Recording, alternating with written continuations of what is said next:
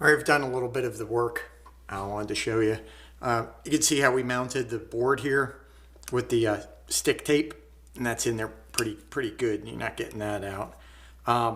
We've got our DC supply all wired up in there. Now we have all of our jacks.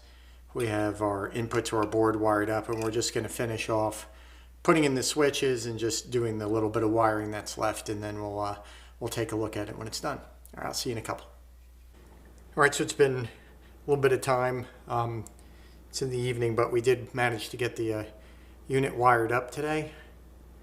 So you can see we just used a lot of purple wire in there. We got our buffer board there, input, output, sends and returns. We labeled the guy, right? So you can sort of know where it goes when you button everything up. And then it'll basically be mounted in this position with the flanger and the phaser here on the board.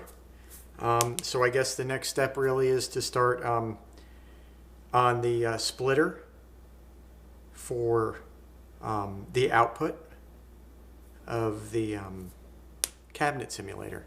So we'll be doing that next, so stick around and we'll get that going.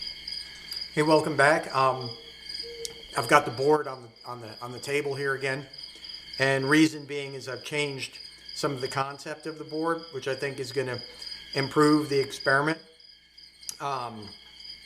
It's adding a couple of things, which we'll get into, and the additions are going to require some additional, additions will require additional stuff. So the additions are going to require some more gear to be built. So what we've got basically, I'm going to explain the signal chain of what we've got going on, and this is how I see it's going to stay. We're going to enter into the interface with the buffer in it and the two loops for the flanger and the phaser.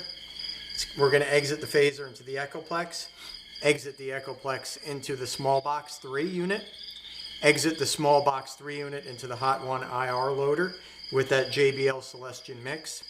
We're going to exit the Hot One IR loader into a studio compressor, the MXR studio compressor, which I've got one of now thanks to my partner Greg. And we've got another one on the way, which should be here in a couple of days. And this is a sort of a placeholder for it. We're going to have two. All right, so two MXR studio compressors on the board, one running into the other to try to simulate that experiment that we had done upstairs with the two rack mount 1176s running into one another to create that infinite sustain. There are some units that sort of do this. The Cali is one I can think of, but we're gonna go this way.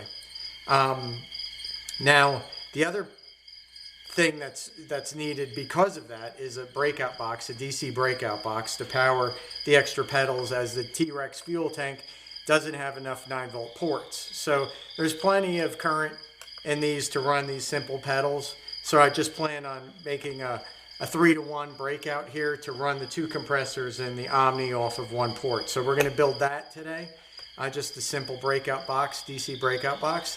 And the next thing we're gonna build today, or the second thing we're gonna build today, is we're gonna modify this other breakout box from an earlier project into sort of like a loop and balance output interface for the whole thing, right? Now, reason being is the sound we're looking for is composed of a dry signal panned hard to one side and a wet signal panned hard to the other side.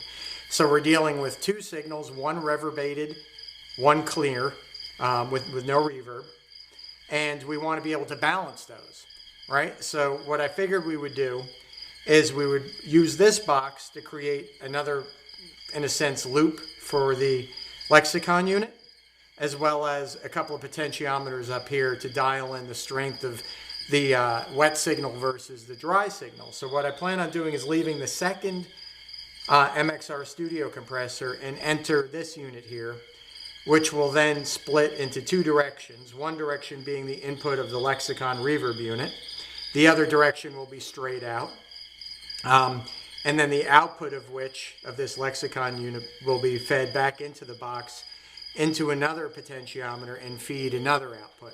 So we'll have two outputs controlled by either one or two potentiometers. I'm going to see how that all works out.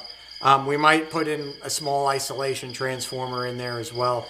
We'll see how that goes if we have a phase issue that we want to flip the phase on it or be able to flip the phase on it. But we'll balance all the needs out as we see how the whole pedal board reacts. So for now, that's how I think this is going to stay. We obviously haven't done any wiring to it yet. We're going to build the two boxes today, or build out the two boxes today, the DC breakout and the output interface, and we'll film how that is all being done. And then we'll be able to get more into the wiring of the unit and make it roadworthy. And hopefully the other compressor will show up by then, and then we'll have the demo. So stick around, and we're going to start on these two units here shortly. So thanks.